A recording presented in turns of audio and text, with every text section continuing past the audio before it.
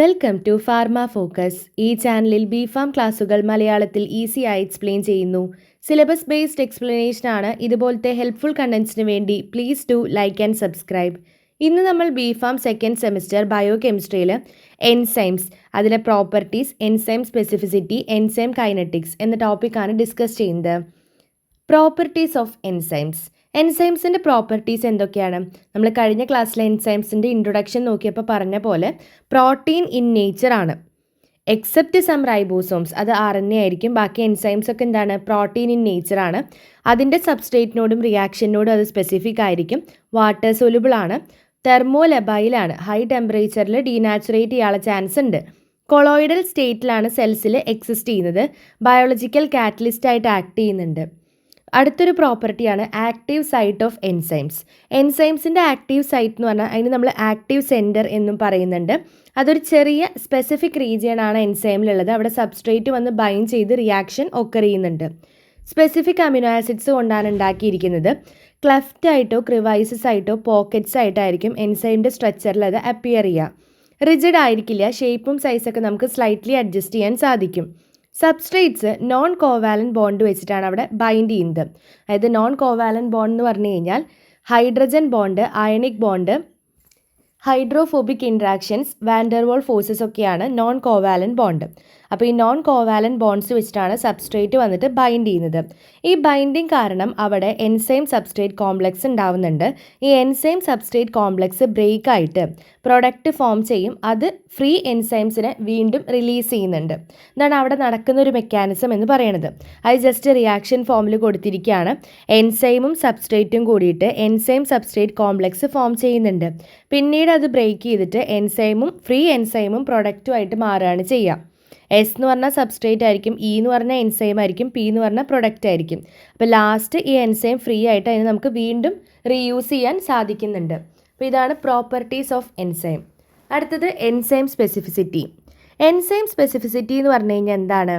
ഒരു എൻസൈമിന് അതിൻ്റെ പെർട്ടിക്കുലർ സബ്സ്ട്രേറ്റിനെ അല്ലെങ്കിൽ അവിടെ നടക്കേണ്ട ടൈപ്പ് ഓഫ് റിയാക്ഷനെ റെക്കഗ്നൈസ് ചെയ്യാനുള്ള എബിലിറ്റി, അതിനെയാണ് എൻസൈം സ്പെസിഫിസിറ്റി എന്ന് പറയുക. ഇത് മെയിൻലി 3 ടൈപ്പാണുള്ളത്: stereo specificity, reaction specificity, substrate specificity. Stereo specificity എന്ന് പറഞ്ഞു കഴിഞ്ഞാൽ എൻസൈം ഒരു ഐസോമറിൽ മാത്രമാണ് ആക്ട് ചെയ്യുള്ളൂ. അതായത് സ്പെസിഫിക് സ്റ്റീരിയോ ഐസോമറിൽ മാത്രമാണ് ആ എൻസൈം ആക്ട് ചെയ്യുള്ളൂ. എക്സാമ്പിളാണ് ഗ്ലൂക്കോകൈനേസ്. അത് ഡി ഗ്ലൂക്കോസിൽ മാത്രമാണ് ആക്ട് ചെയ്യുള്ളൂ, എൽ ഗ്ലൂക്കോസിൽ ആക്ട് ചെയ്യില്ല. ഓക്കെ, അതാണ് അതിന് എക്സാമ്പിൾ വരുന്നത്. റിയാക്ഷൻ സ്പെസിഫിസിറ്റി എന്ന് പറഞ്ഞു കഴിഞ്ഞാൽ സെയിം സബ്സ്ട്രേറ്റ് തന്നെ ഡിഫറെൻറ്റ് റിയാക്ഷൻസ് അണ്ടർഗോ ചെയ്യുന്നുണ്ട്.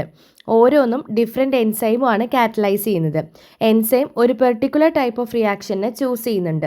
എക്സാമ്പിളാണ് ഫോസ്ഫറ്റേസ്. ഫോസ്ഫറ്റേസ് എന്ന് പറഞ്ഞു കഴിഞ്ഞാൽ ഫോസ്ഫേറ്റ് ഗ്രൂപ്പ് റിമൂവൽ നടക്കുന്ന ആ ഒരു റിയാക്ഷനെ മാത്രമാണ് കാറ്റലൈസ് ചെയ്യുള്ളൂ. അതാണ് റിയാക്ഷൻ സ്പെസിഫിസിറ്റി എന്ന് പറയുന്നത്.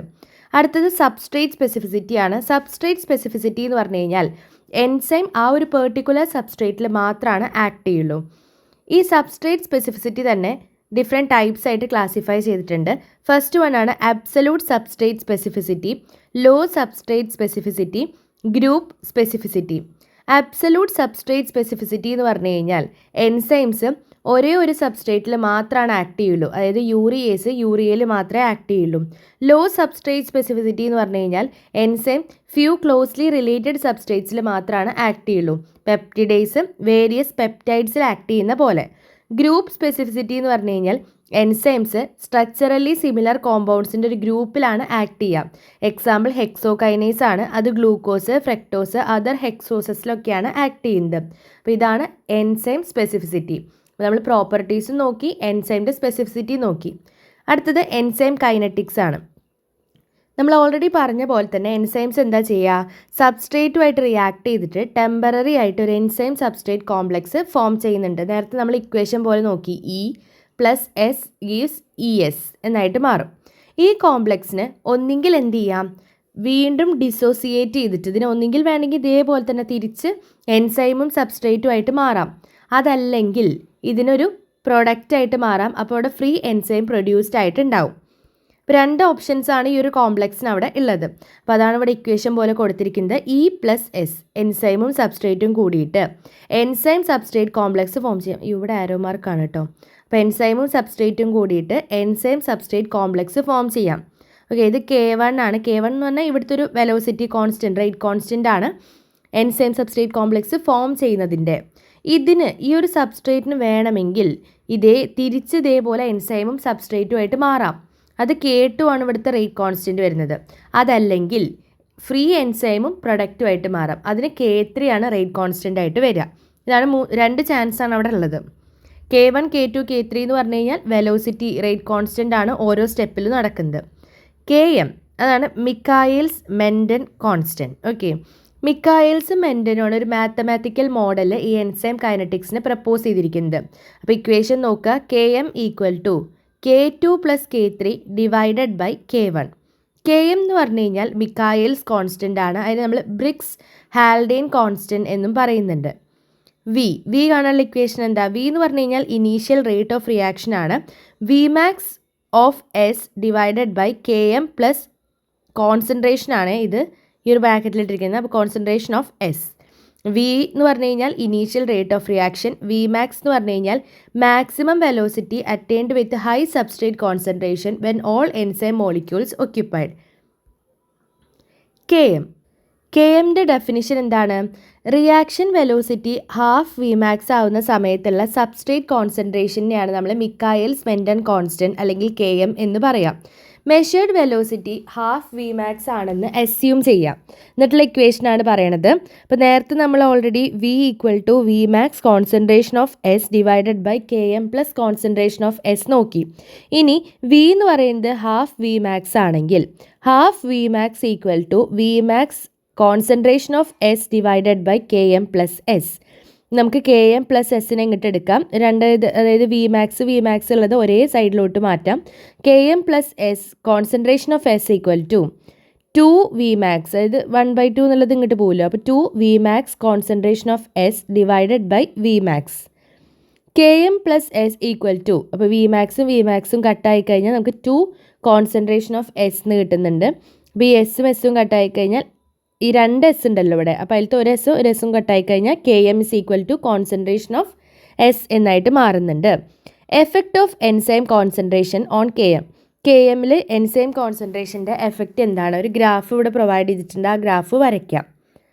ലോ Km ആണെങ്കിൽ, Km വാല്യൂ കുറവാണെങ്കിൽ എൻസൈമും സബ്സ്ട്രേറ്റും തമ്മിലുള്ള അഫിനിറ്റി ഹൈ ആയിരിക്കും. ഹൈ അഫിനിറ്റി ആയിരിക്കും എൻസൈമിൻ്റെയും സബ്സ്ട്രേറ്റിൻ്റെയും ഇടയിൽ.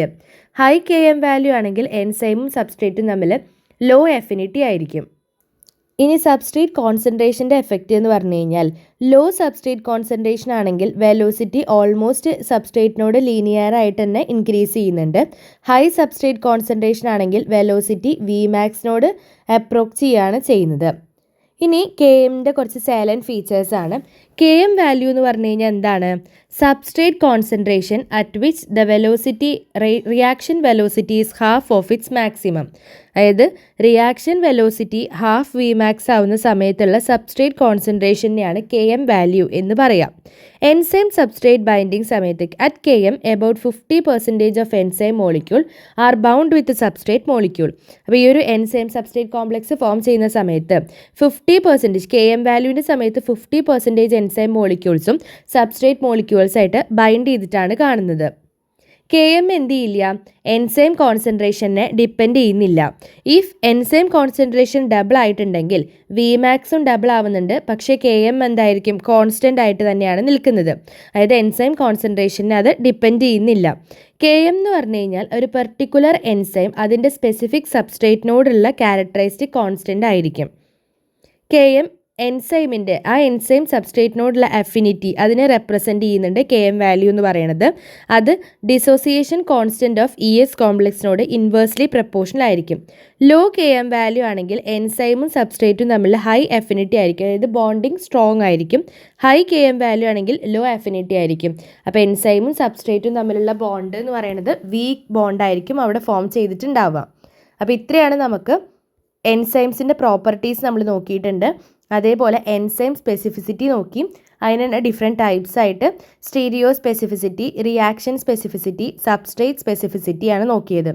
സബ്സ്ട്രേറ്റ് സ്പെസിഫിസിറ്റി തന്നെ absolute substrate specificity, low substrate specificity, group specificity എന്നിങ്ങനെ ക്ലാസിഫൈ ചെയ്തിട്ടുണ്ട്. പിന്നെ നമ്മൾ എൻസൈം കൈനറ്റിക്സ് നോക്കി, അതിൽ മിക്കായൽസ് മെൻറ്റൻ ഇക്വേഷനും മിക്കായൽസ് മെൻറ്റൻ കോൺസ്റ്റൻറ്റും നോക്കി, എഫക്റ്റ് ഓഫ് സബ്സ്ട്രേറ്റ് കോൺസെൻട്രേഷൻ, KMൻ്റെ കുറച്ച് സാലിയൻ ഫീച്ചേഴ്സ്. ഇത്രയാണ് നമ്മൾ ഇന്നത്തെ ക്ലാസ്സിൽ ഡിസ്കസ് ചെയ്തത്. അപ്പോൾ ഇതിൻ്റെ നോട്ട് ഡിസ്ക്രിപ്ഷൻ ബോക്സിൽ പിൻ ചെയ്ത് വെക്കാം, വേണ്ടവർ ജസ്റ്റ് ഒന്ന് കയറി കണ്ടാൽ മതി. അപ്പോൾ അത്രയേ ഉള്ളൂ ഇന്നത്തെ ക്ലാസ്. അടുത്ത ടോപ്പിക്കായിട്ട് അടുത്ത ക്ലാസ്സിൽ കാണാം. Until then happy learning.